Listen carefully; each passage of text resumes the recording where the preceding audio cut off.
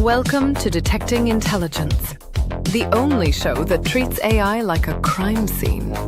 We bag the evidence, dust the hype for fingerprints, and interrogate the breakthroughs. Then we ask the only question that matters. Are we closer to AGI? Let's find out.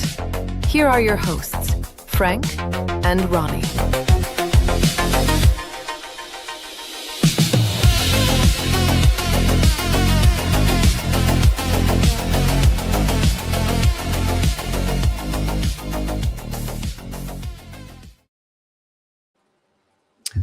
GM Ronnie, I don't know if you're with me or if you're frozen.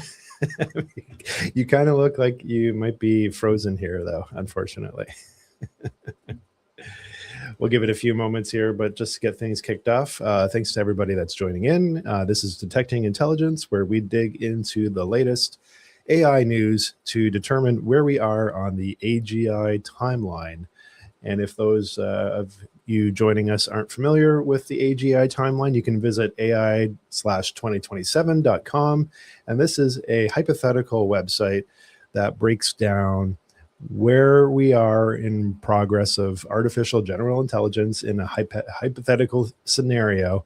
And we're matching up reality on this timeline. I think we've got Ronnie joining us back here. He's got his frozen twin in the corner, now gone, which is good. Ronnie, are you with us? I don't know. Am I? I think, yeah, I can hear you. That's a good sign. Okay. Let's bring up frozen Ronnie, though. I just want to kind of like I can't see frozen Ronnie. All I could see was the boxes there with my name. But anyways. Okay. So far, so good.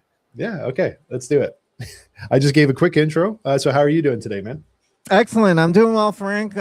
Somewhat rested over this weekend, but I was, half online, half not online. So, but I'm looking forward to getting back into it and covering some interesting news that we want to chat about today with the folks. I feel all discombobulated because I missed the intro and I'm just hopping in here. I'm just picking up wherever it is that you left off. But where should we start, Frank? Where would you? Well, I think we got quite a few stories to line up. So why don't we start right at the top with the ones that you had suggested there? I think the universal basic income conversation is an interesting one. That's the one I got ready to go. Let's do that. Opening. Okay. Let's put it up on stage. All righty. So, OpenAI is signaling that instead of traditional universal basic income, the future of wealth distribution is an AI-dominated world. In an AI-dominated world, may come from new economic systems tied directly to AI itself. So more or less, the idea is rather than governments redistributing money, AI systems instead could generate and distribute value directly. Frank, what are your thoughts on that? Yeah, it's an interesting debate. I think we've been hearing about universal basic income now for a while. I think it was first coined, actually, funny enough, by Bill Gates about 5 years ago when he started talking about automation in factories and that we're going to have to start charging income tax on these robots, essentially, to create income or a pool of income for those that get replaced by robots. And then we've heard from Elon Musk as well, too, about this like universals, was it high wealth basic income or something? I forgot what the exact term universal high income, UHI. Yeah, exactly. That's it. So there's a lot of debate about this. I think at the end of this article, one of the things that it did share, which I found interesting, which is true, instead of worrying about money and putting money into people's hands, what we should be concerned about is just making sure that the basic needs that everybody requires to live a comfortable life are being provided. And that is access to cheap shelter, food, and healthcare, right? And just kind of having those be kind of the key drivers. I do think that, if we can take care of those, which the article ends by saying a lot of countries are already doing that without AI. So this should be something that we're doing now. And I know here in Canada, we do have free healthcare. It's got its pros and cons, but it's free nonetheless. And, I don't have to worry if I break an arm about what the potential costs are going to be if I want my arm fixed, which is nice. But Yeah, I don't know. It's interesting. I think the one thing here also that they highlight is that they believe, or Sam Altman believes, that we should leave it up to the we should allow these tech companies to be able to make unlimited wealth as another component to this, which I find kind of interesting. But what was your takedown on this? My take on this is okay. I would be open to having the revenue come from or UBI come from AI systems, as long as that means that more money is going to be put into people's hands. Because if in fact if you were to if we don't have a plan for we don't have a structure or protocol in place for for what it would look like if we were just to tax the 1% or force the 1% to pay their fair share, as Bernie Sanders puts it, their fair share of taxes. I wonder what that would look like first, because to me, this just sounds like this is a distraction from having the rich pay more taxes. Because God knows that they don't already. The other thing that it's interesting contextually is that currently, first, for pharmaceutical companies, and I don't know if this is a global, if this is the case globally or just in the States, but here in the States, you're not allowed to sue pharmaceutical companies. Oh, no, I didn't know that. It's there's if you take a pill or a Xanax or whatever, like you cannot sue pharmaceutical companies if something were to go wrong for any medication or prescription pills or whatever. OpenAI is working on similar legislation that if you were to mess or commit any crimes or some disaster were to happen or anything of the like were to happen using AI technology or just OpenAI or ChatGPT, OpenAI is not liable. There is some merit in that. I can understand. I forgot what podcast I was listening to. Oh, I was listening to Tristan Harris. He was talking to Sam Harris. It was Harris Squared. I'm just putting that together right now. And he was talking about Elon Musk. And also, and you could also even include Sam Altman in this. Sam Altman had that quote, that it's potential, this could be a complete disaster, but at least along the way, we're going to build some great companies. That was a quote by Sam Altman. Another one by Elon Musk said something along the lines, or kind of insinuated, like, hey, you know what? Like AI is probably going to destroy the planet, but it's not going to happen while I'm alive. So let's just have some fun. That's wild. With that in mind, dude, that's why it annoys me when I see things like this. Like OpenAI, wants to try something different other than a UBI. Again, all right, I'm all for it, only if that means that it's going to put more money in people's pockets. But if this is just a way to distract from actually,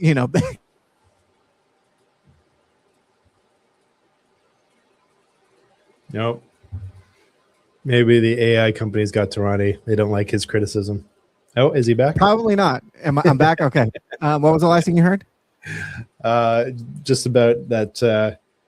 If these rules are going to be put in place to benefit these companies, and then he kind of went to a puckered lip state. Anyway, so just kind of like taking all that in. It's just like, wow, okay, like you guys really don't care about what you're doing. You just want to build really cool tech. And look, I understand, that it's this is a runaway train, and the chips are going to fall where they may. But wow, man, I just feel like we can really do a lot of good for people in the meantime. So again, just my whole thing, just put a pin in this. Like, okay, I'm for it as long as this puts more money in people's pockets. That's all. The only thing I think, and not to be a Debbie Downer, as they like to say. Good, you play that role once in a while. It's interesting, today here on my drive into the office, they were talking about how the Liberal government in Canada has finally kind of acknowledged that, yes, maybe the government needs to ban social media for 16-year-olds or kids that are 16 and younger. I'm like, yeah, like I agree. And there's a big debate still, I think, about whether this is overreaching and the government is taking on responsibilities which should be that of a parent. But I wholeheartedly disagree, not only because I am a parent myself of teenagers, but it's like then saying we don't need any liquor laws because parents should just be able to tell their kids not to drink booze. Like, it's the same thing, in my opinion. So I think that the unfortunate thing with that is the governments are never going to be able to catch up or play at the same speed as what is needed to actually put rules and regulations in place for the masses. And unless they change their way of operating, I don't believe there's any way the governments are going to be able to influence or make any changes here. It's really ultimately going to land on what the tech companies want to do. I hate what you just said, the last part. And then that I don't, not because that just hate. Still good? Your internet's really, really failing you today, my friend. It is, man. Yeah. Am I back now? Didn't hear anything at all that you just said. So. Can you hear me now?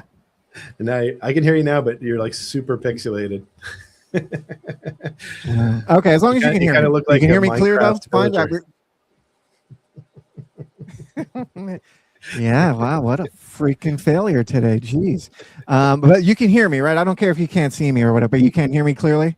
Yeah, I can hear you clearly. Yeah. Maybe you want to go off camera and we can talk. Oh, you can. How do I go off camera? Oh, wait, do I just no. I don't know how to go off camera. Other than aside from coming off stage, but then you can't hear me talk. Am I still pixelated? A little bit, not as bad, but a little bit. Okay. All right. Let's just go with it. As long as you can hear me. Yeah. Just don't look at me, folks. What was the last thing you heard, Frank? I didn't hear anything of the last thing you said. Wow. Other than, I don't know what's it. I mean, I'm gonna close Discord here, but I don't think that's the issue. I'm gonna Google and see if their StreamYard had issues today. How do I look? Still a little bit fuzzy, but not too bad. Yeah, I don't know what to do. I mean, I look fine on my screen. I look fine on my screen. Yeah, you've improved now. Actually, now you're clear for sure.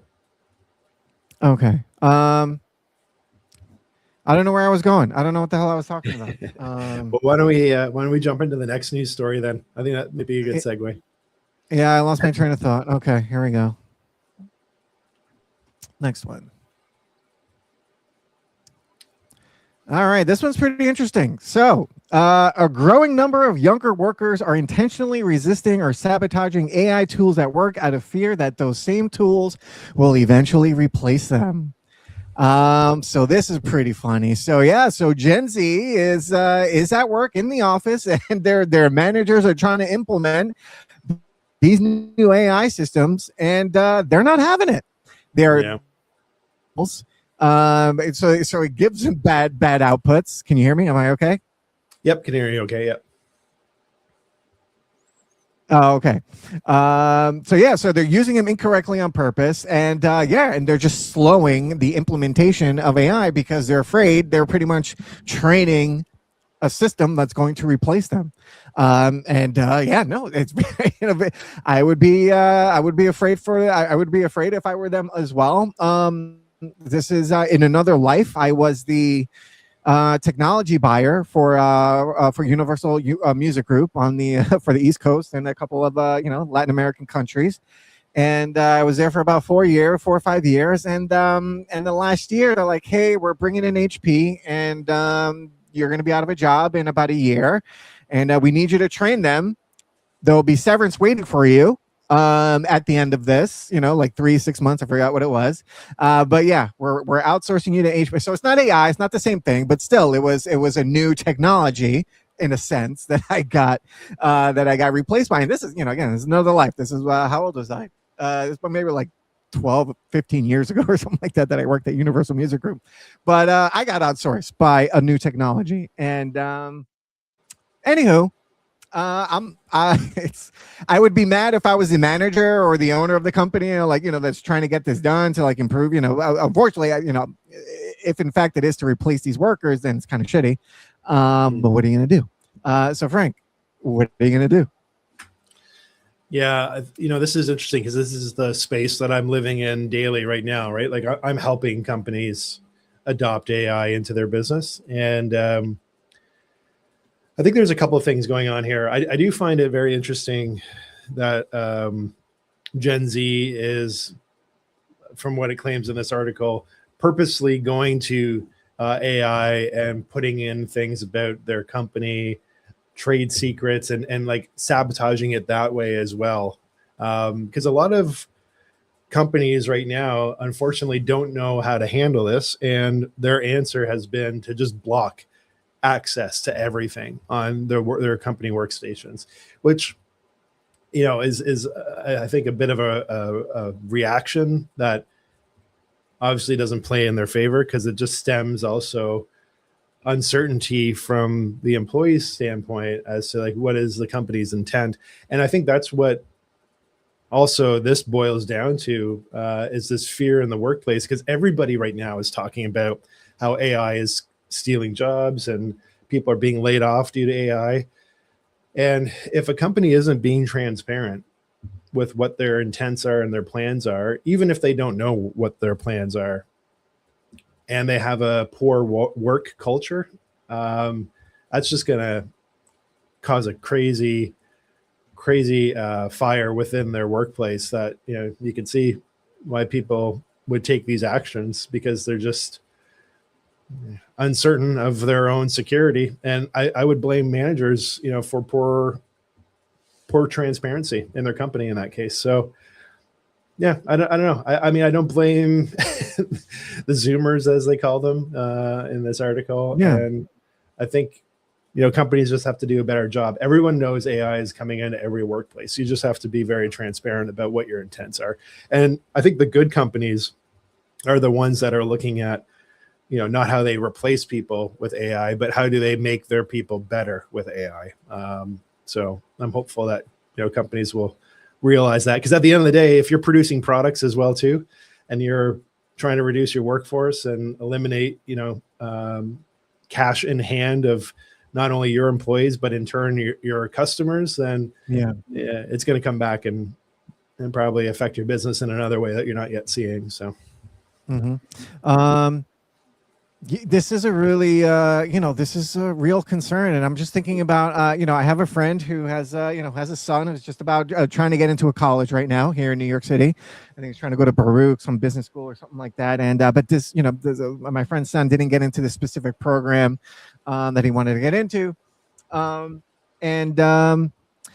But I told my friend, I'm like, hey, listen, unless you know that at the end of this 2 years, 4 years, whatever it is that your son is going to go to school for, unless this is a very specific niche that he needs this education for, there might not be a job waiting for him at the end of this. And you're about to spend a whole bunch, because this person, my friend's son didn't get a scholarship or anything like that. He got a $15,000 grant for transportation that he can't even use for school or books or anything like that.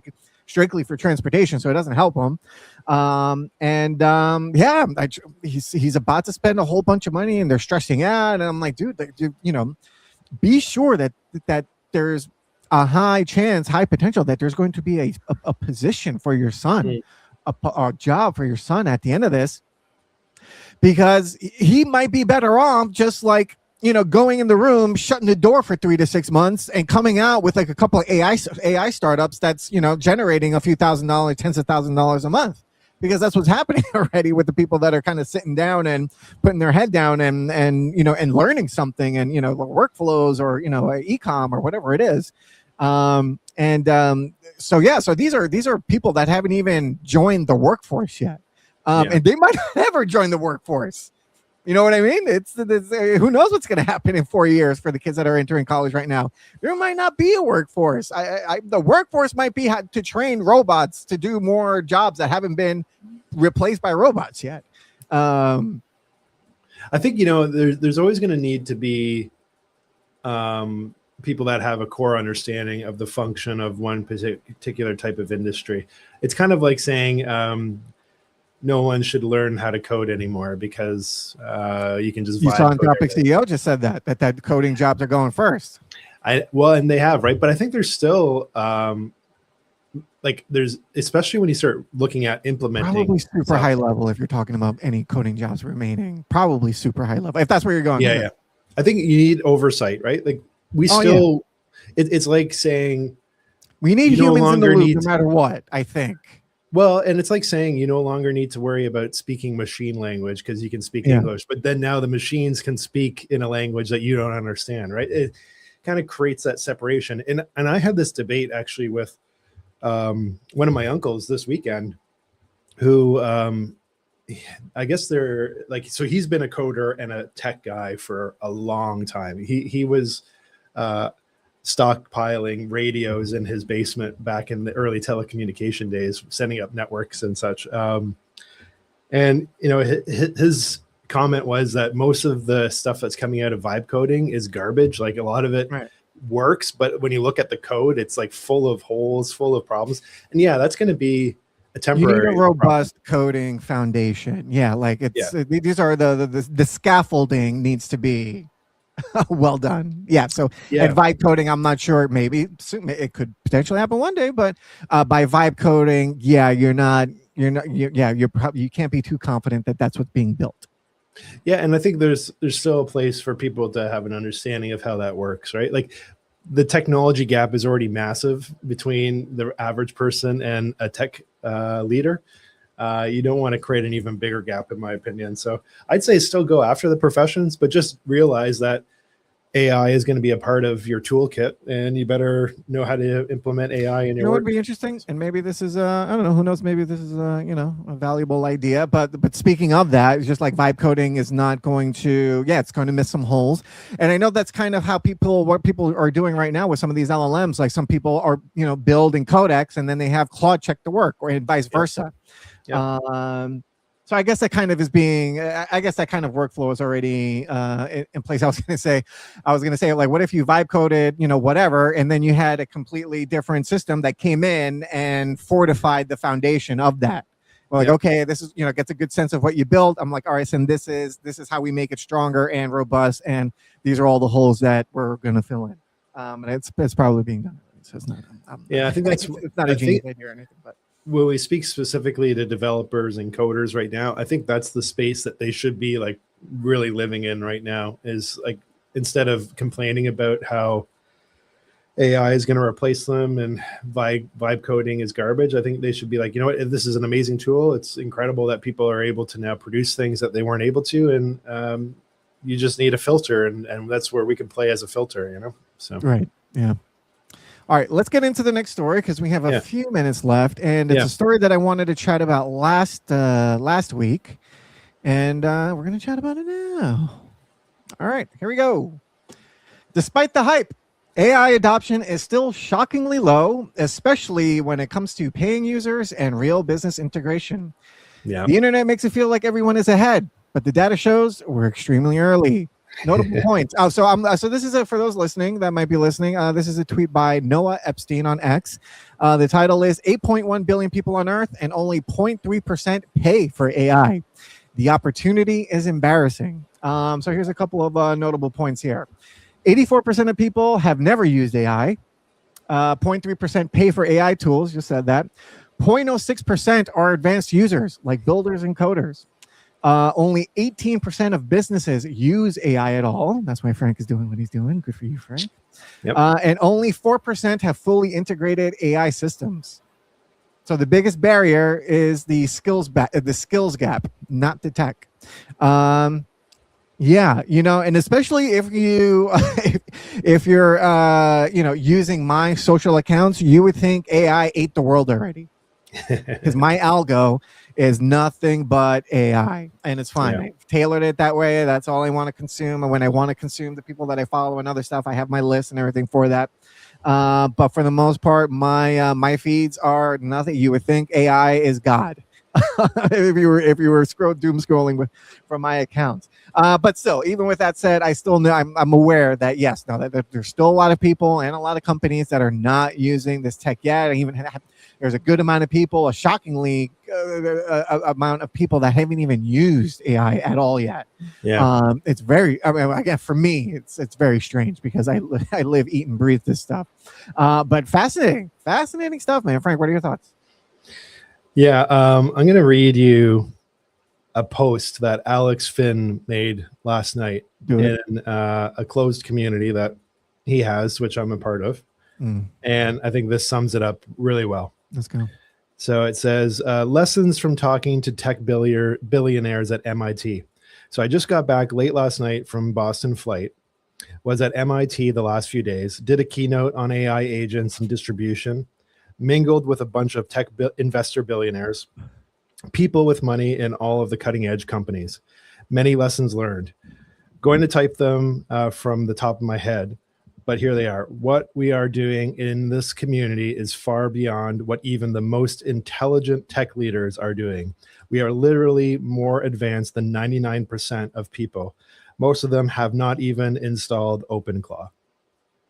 And there's a few other points, but that was the main one to drive home, is that even in his exposure with this elite circle of tech, as he put it, billionaires, right, the amount of people that are using AI, and especially open source AI, which I think is a whole other level, is just surprising. Like we're in these echo chambers that we don't even realize, right? How few people are actually involved as we are. Right. And kudos, I don't know, I forgot what country it was. I don't know if it was Japan or China, but that where they had a pretty much like a picnic, a gathering, where it was just people getting other people set up on OpenClaw. That's cool. It was just like a party, and like, all right, show up and we'll get you set up on OpenClaw. I'm like, wow, that's amazing. And you know, we should have more of that here. But you know, it's just everybody's busy doing their own thing and not very, you know, tech forward people. So it makes sense to kind of see that in, you know, Asia and whatnot that are, you know, more techy than we are here. But yeah, dude, I mean, you know, you and I have been, it's just weird, man. For as long as you and I have been in this game, and just like, and like head down and AI specifically for like the last few years, it's just wild to see figures like this. Like, wow, like what is the rest of the world doing? Like, but yeah, I get it. It's just, you know, this is our niche. This is our echo chamber that we decided to exist in, and it looks like that's what it very much is. That we're just in an AI echo chamber where it's just a fraction of us that are playing around and testing out these systems and technologies. And I don't know. I don't know if that's good, because I feel like we need more people playing around with this stuff, testing it to see if it works, and making it stronger and better and safer to use.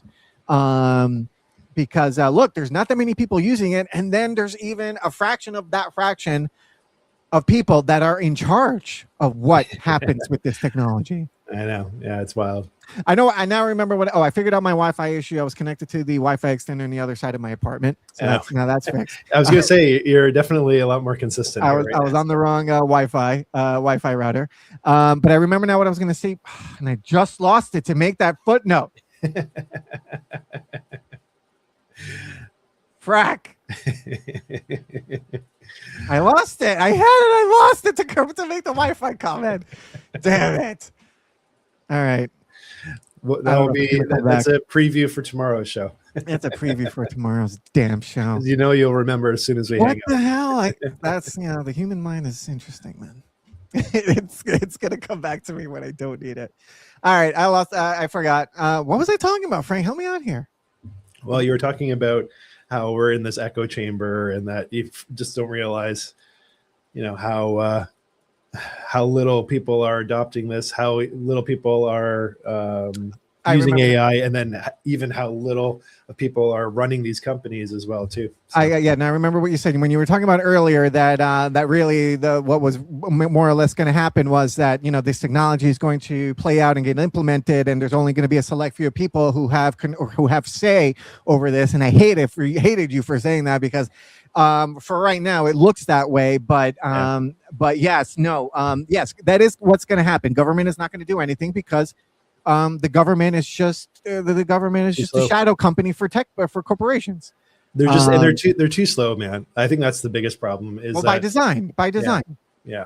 Which isn't a bad thing normally, because I think even in the U.S. that was part of the Constitution, was that to have a slow government means that they can't make changes quickly either, which can be beneficial. But in the times that we're living in, it's a real handicap. Yeah. No, that was a good game plan before we got this technology. All right, but what I wanted to get out is we cannot let that happen. We have to vote out the people that are corruptible, that are accepting bribes from these tech corporations. We have to get them out, and really, and I put it on X yesterday, an open challenge to anybody that represents Web3, crypto, tech, or blockchain. There's an open invitation to challenge me politically on an X space. Anyone and everyone is welcome. Just check your opinions at the door, because I'm not interested. But anyways, you know what we need to do as a first step, just to kind of play off of that, and then I know we gotta wrap here, but we need transparency. And I think the easiest thing to do is that somebody can make a website that follows all of these government officials and all the decisions that they're making and just makes it public. And I think that will go a long way in at least having some form of record that people can consult, because I know here in Canada, there's a lot of political scandals, but there's no main repository for people to keep tally of these. And I believe that would be at least one piece of the puzzle here to solving the problems we have, is to make it transparent. Why are you acting that I didn't kind of start building that protocol, Frank? Well, hey, maybe you need to get it out sooner. Yeah, maybe I do. But anyways, I love what you just I love what you just said. And it was I kind of started pulling on a thread that I had to really we're talking about transparency, yes, but also the flip side to that coin is accountability. You can have transparency, but without accountability, what good is transparency? You have to have accountability, and then that's kind of where I started going down this rabbit hole. How do we hold people accountable? And people have to get, in a sense, canceled or Me Too'd or boycotted. Their bottom line, which is financials, have to be hit. Yeah. They don't care about anything else. They care about the bottom line. How much they care about their revenue, and that's where you have to hit them. Anyway, that's a conversation for another day. We are done, folks. That is a show. Hold on. There it is. Today was Monday, April 13th. We hope you liked what we talked about today. We will be back tomorrow, Wednesday, Thursday, and Friday, barring any unforeseen circumstances or events, at 9 a.m. Eastern. What we'll be talking about tomorrow, I have no idea. Depends on what happens today. But yes, we're still working on the newsletter. I think we're still aiming for Wednesday. I got some more work to do on it, but made some progress over the weekend as far as design choices. And I got the approval from Frank to continue moving forward with what we got so far. But we'll see how it plays out over the next couple of days. But yeah, stay tuned for that. And Frank, anything else? I think that was a good wrap, man. We'll see everybody tomorrow. See you tomorrow. Adios. What are we doing here? There we go. Today's evidence is logged.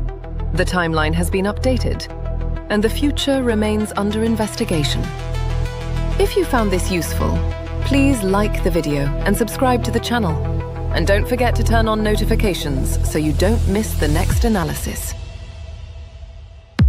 You can also drop your questions in the comments. We read them, we use them, we investigate them. And for deeper dives, join the newsletter at detectingintelligence.com. Thanks for watching. See you next time, friend.